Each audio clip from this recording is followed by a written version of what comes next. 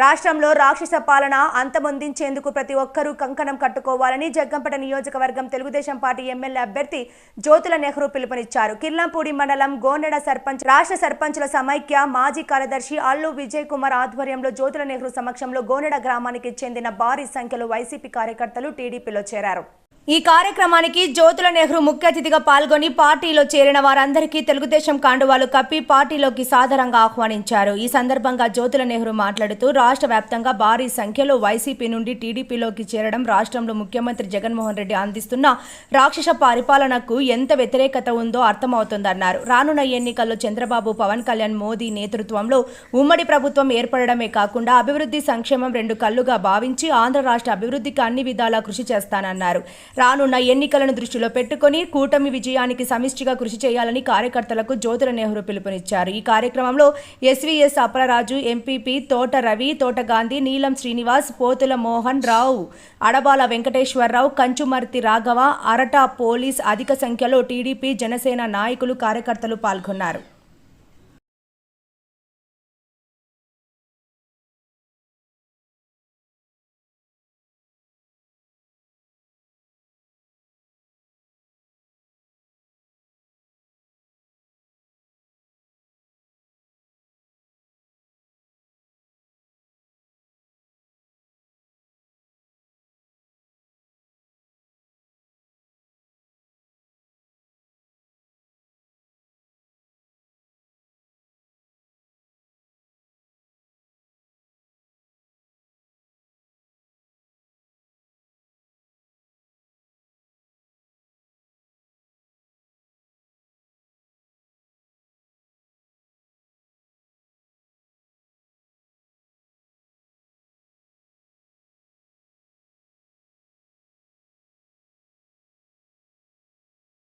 ఉమ్మడి ప్రభుత్వం వస్తే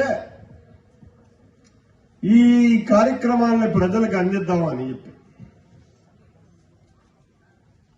అవి ఇప్పటికే చాలా ప్రచారం చేసాం, మీ జనంలోకి తీసుకొచ్చాం.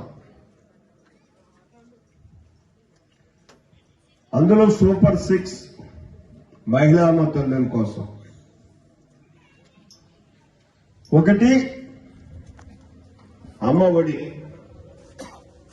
మీ పిల్లలు ఎంతమంది ఉంటే అంతమందికి కూడా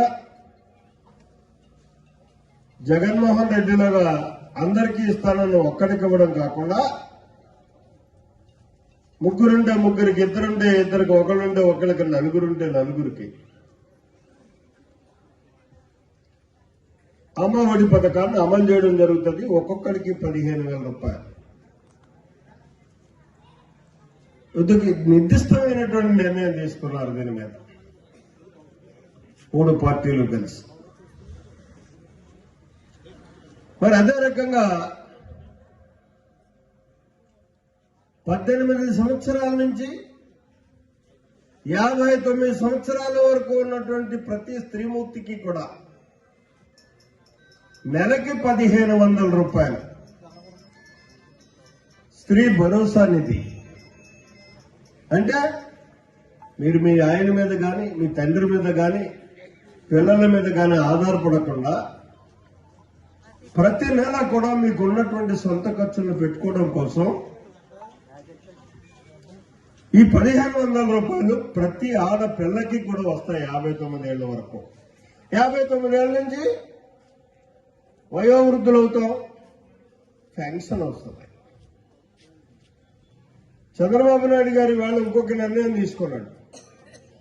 పెన్షన్ 3,000 కాదు, 4,000 ఒకేసారి ఇవ్వడం. గెలిచిన నెల